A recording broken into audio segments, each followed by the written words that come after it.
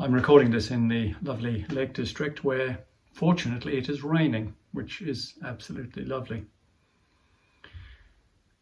In preparing for this reflective service, there is a healing miracle that has always troubled me. And we touched on this at the Over to You call on Zoom last week. And this is the story of a woman who had suffered 12 years from bleeding. And she touched Jesus and was healed. And the way this came about was she pushed her way through a crowd that was pressing upon Jesus. And she was saying to herself, if I touch even his garments, I will be made well. And she touched him, and immediately the flow of blood dried up, and she knew she was healed. This is one of the few, perhaps the only miracle where we hear the voice of the person as they approach Jesus to be healed. We hear what she thinks, both as she approaches God and what she thinks as she knows the healing has taken place. There is something, though, in a strange way, which is similar from the second book of Samuel, which is troubling, and this is reaching out to God. In Samuel, the Ark of the Covenant had been captured by the Philistines when King Saul had brought it to battle. And he'd brought it to battle in the hope that the presence of the Ark of the Covenant would actually help him in battle. And it didn't. And the Philistines captured the Ark. And through many twists and turns, the Philistines eventually returned the Ark to the Israelites, and they left it at a place called Shiloh. And King David made arrangements for the Ark to be brought back to Jerusalem. It was on a cart and was being transferred along the road, and it was obviously a very rough road. And on the way, a man named Uzzah, who had been looking after the Ark, he had found it and had kept it. He reached out to the Ark when the oxen stumbled. Perhaps he thought the Ark was going to fall.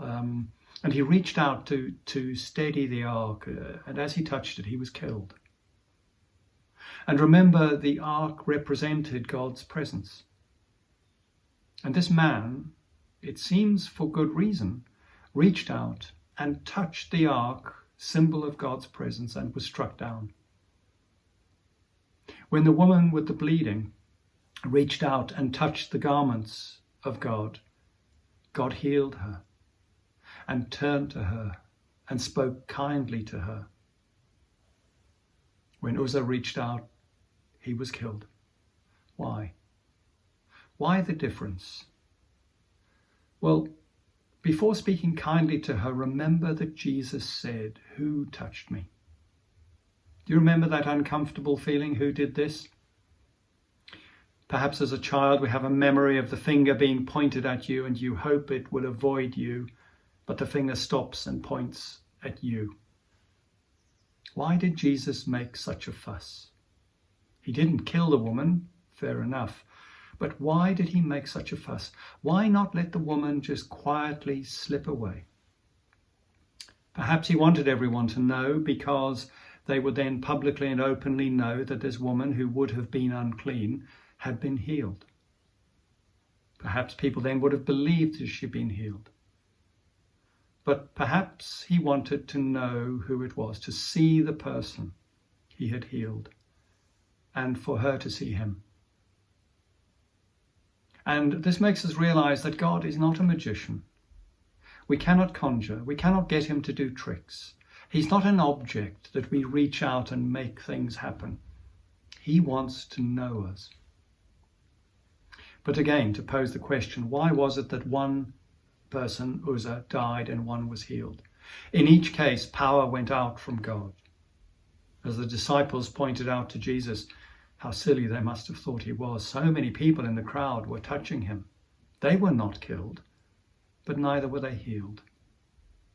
And when she came to Jesus in fear and trembling, Jesus gave one of the gentlest responses recorded in the Bible. He says, "Daughter, your faith has made you well. Go in peace and be healed of your disease." Daughter, a term of love and affection. As a father of a daughter I love dearly, that use of the word really moves me. The assurance, be healed of your disease. She'd been haunted by 12 years of suffering, and she might have wondered whether she really had been healed. And comfort, your faith has made you well. Remember how many in the crowd would have touched him to no effect. It is clear that our faith plays a key part in how God responds to us. In many ways, but especially when we come for healing. Perhaps Uzzah did not have faith. Perhaps it was curiosity when he reached out. But there is something about our faith and our faithfulness that pleases God. There is something about our faith and our faithfulness that influences the flow of God's power, as with the story today.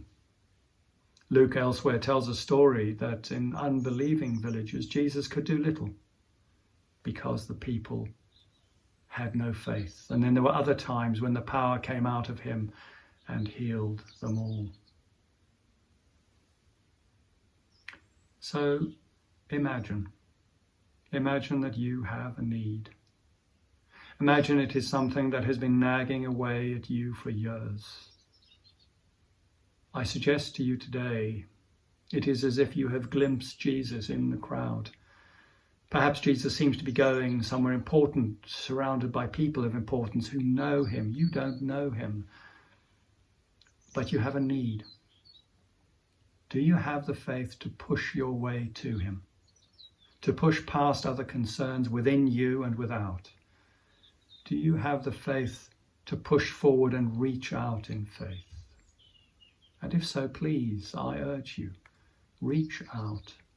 Take whatever little faith you have, reach out and touch him.